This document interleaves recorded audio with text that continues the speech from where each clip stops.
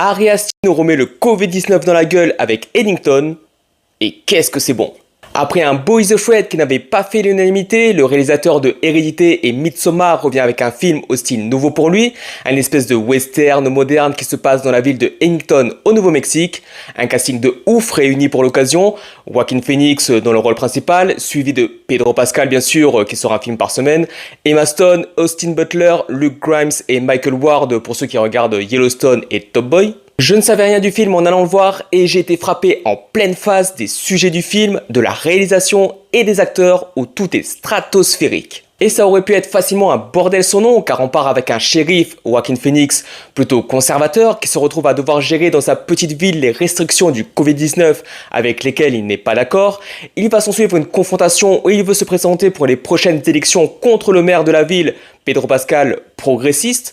Et on pense que le film va s'articuler autour de cette prise de pouvoir, mais en réalité, pas vraiment. C'est surtout une descente aux enfers de ce shérif conservateur qui va se retrouver empêtré dans tous les maux de la société qui ont émergé de cette époque, qui est toujours d'actualité aujourd'hui et dans le monde d'ailleurs. Mais dans le microcosme de cette ville, avec le complotisme, la manipulation des médias, les réseaux sociaux, les gourous, les sectes, George Floyd et les Black Lives Matter, des jeunes manifestants contre le racisme qui se perdent dans leur cause, l'écologie, les groupuscules d'extrême droite et de gauche. Mais malgré tous ces sujets, Ari Aster ne juge pas et ne prend en aucun cas parti. Ce qui l'intéresse, c'est de montrer à quel point une communauté autrefois unie, donc aussi le monde, peut se retrouver en fracture. Il déplore à quel point plus personne ne se comprend, ne s'écoute, tout le monde se méfie, se soupçonne, s'insupporte.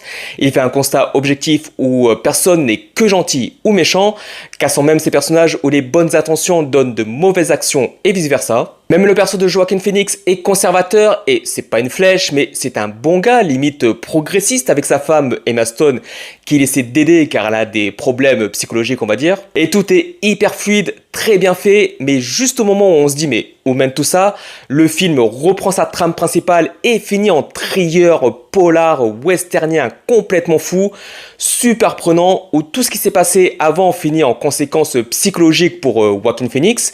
Et le film ira même jusqu'à donner un climax d'action complètement dingue digne d'un Terminator 2. Et tout le film a vraiment cet aspect western moderne, super bien réalisé en ce sens, avec une imagerie très atmosphérique où la population et la ville sont toujours capturées dans le cadre, qui sont à deux doigts d'être burlesques, un peu comme les frères Coen, mais au final non, ça reste sérieux, mais parfois avec un ton léger, décalé, bien incorporé au récit. La musique aussi est excellente et accompagne bien le style du film. Mais la vraie plus-value, c'est Joaquin Phoenix. Ça fait longtemps qu'on n'avait pas vu aussi inspiré. Il est passionnant à suivre, il passe par plein d'étapes. On a de la compassion, de l'empathie.